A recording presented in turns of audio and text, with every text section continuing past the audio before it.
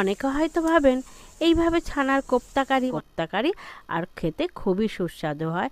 তো বন্ধু উতলে এসছে, এর মধ্যে ভিনিগার দিয়ে ছানা কাটিয়ে নিলাম।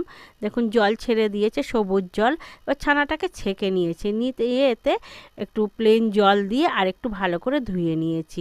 ভিনিগারে টক ভাবটা চলে যাবে।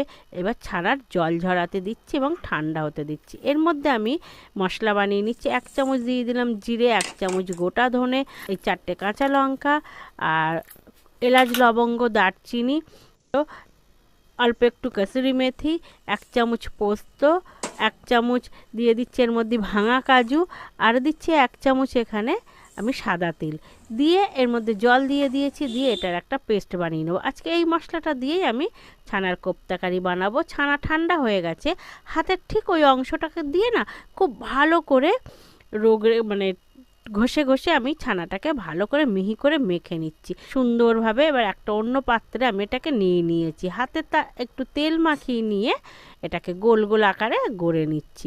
আমি এর কোপ্তাগুলো আমি বানিয়ে নিচ্ছি। এবার এটাকে ভাজবো। কড়াইতে তেল দিয়ে দিয়েছি, তবে কোপ্তা বানানোর সময় না এগুলোর গায়ে একটু হালকা করে ময়দা বা কর্নফ্লাওয়ার কোটিং লাগিয়ে নিলে না, গুঁড়ো কোটিং লাগিয়ে নিলে খুব সুন্দরভাবে হয়ে যায়। কড়াইতে দিয়ে এই যে হালকা করে করে কোপ্তাটা সুন্দর হয়ে যায়। দেখছেন তো কত সুন্দর হালকা গোল্ডেন কালার এসে গেছে। যে নেবেন, নিয়ে ওই তেলের মধ্যে শাহি জিরা, এলাচ, লবঙ্গ, দারচিনি, তেজপাতা ফোড়ন দিয়ে দিয়েছি। দিয়ে একটু হিং দিয়েছি। এটাকে আমি ভালো করে নাড়িয়ে নিয়ে যে মশলাটা বেটে রেখেছি, কাজু, পোস্ত, তিল তো কড়াইয়ের নিচে আটকে যাচ্ছে, দিয়ে ভালো করে নাড়িয়ে নিয়ে পরিমাণ মতন লবণ, আর যেমন মিষ্টি খাবেন স্বাদ অনুসারে তেমন মিষ্টি দিয়ে নেবেন।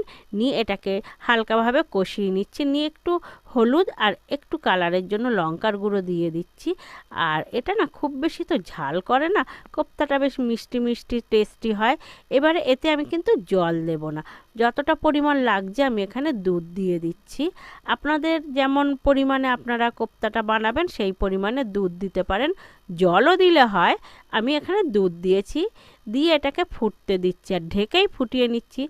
নিয়ে দেখুন কি সুন্দর ফুটে এসছে, যেহেতু দুধ দেওয়া তো সেহেতু উতলে এসছে, তো টকবক করে ফুটে গেছে। এবার ওর মধ্যে দিয়ে দিলাম কাসুরি মেথি 1 চামচ, দিয়ে হালকা করে নাড়িয়ে নিয়ে দিয়ে দিচ্ছি ওর মধ্যে একটু এলাচের গুঁড়ো, দিয়ে আবার ভালো করে নাড়িয়ে নিচ্ছি। নিয়ে কোপ্তাগুলো দিয়ে দেবো, যেহেতু কোপ্তা দিয়ে না বেশি নাড়াচাড়া করব না। তো ভাজা কোপ্তাগুলো ওর মধ্যে আমি দিয়ে দিয়েছি। দিয়ে বেশ ভালো করে নাড়িয়ে টকবক করে ফুটে গেছে।